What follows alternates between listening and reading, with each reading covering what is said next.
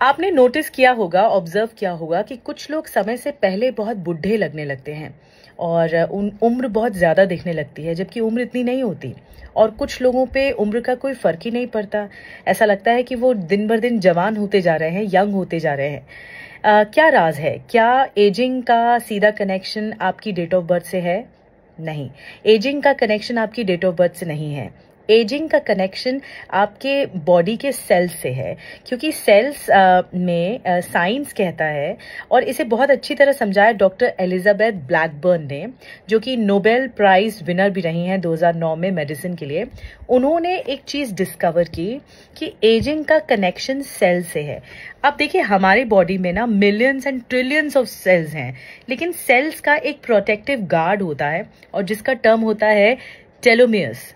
TELOMERES, telomeres. ये telomere कैसे होता है? ये एक तरह से कैप की तरह होता है डीएनए पर।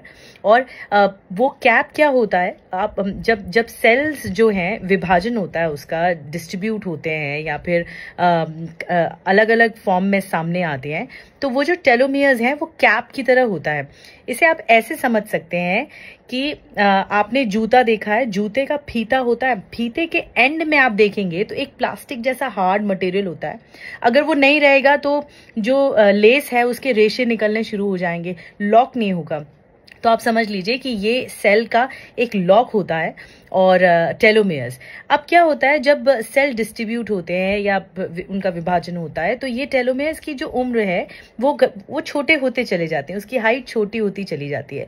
लेकिन इनमें एक काबिलियत होती है कि वो अपने आप को रीबिल्ड करते हैं, कि अगर आप हैप्पी हैं, अगर आप सेटिस्फाइड हैं, अगर आप पॉजिटिव थिंकर हैं, तो आपके ये जो टेलोमेयर्स हैं, जो एक पार्ट होता है आपके डीएनए का, वो अपने आप को रीबिल्ड करता है। लेकिन जो टेलोमेयर्स अपने आप को रीबिल्ड नहीं कर सकते, डॉक्टर एलिजाबेथ ने कई पे रिसर्च किया, उनमें पता लगा कि जिन लोगों में टेंशन, एंजाइटी, नर्वसनेस ज्यादा रहा, उनके टेलोमेयर्स दिन ब दिन घटते चले गए और फिर वो रीबिल्ड नहीं हुए, घटते चले गए और इस लेवल पे घट गए कि वो पूरी तरह से डेड हो गए अंदर सेल्स। और जो लोग हैप्पी रहे, जो लोग पॉजिटिव थिंकर रहे, जिनका माइंडसेट अच्छा रहा, जो एवरेज हफ्ते में 7 दिन होते हैं, एवरेज 5 दिन अच्छी थिंकिंग रखते हैं, उनका टेलोमेयर्स पता है रीबिल्ड होना शुरू हुआ, रीस्ट्रक्चर होना शुरू हुआ। तो ये थ्योरी कहती है कि टेलोमेयर्स जितने कम होंगे, शॉर्टन होंगे या फिर मर जाएंगे, तो आपकी एजिंग शुरू हो जाएगी। यही एजिंग का प्रोसेस होता है। और अगर टेलोमेयर्स अपने आप को रीबिल्ड करते हैं तो आप लंबे समय तक जवान बने रहेंगे। तो हैप्पी रहिए, पॉजिटिव थिंकिंग रखिए, देखिए फिर आपके सेल्स भी लंबे समय तक जवान आपको रखेंगे।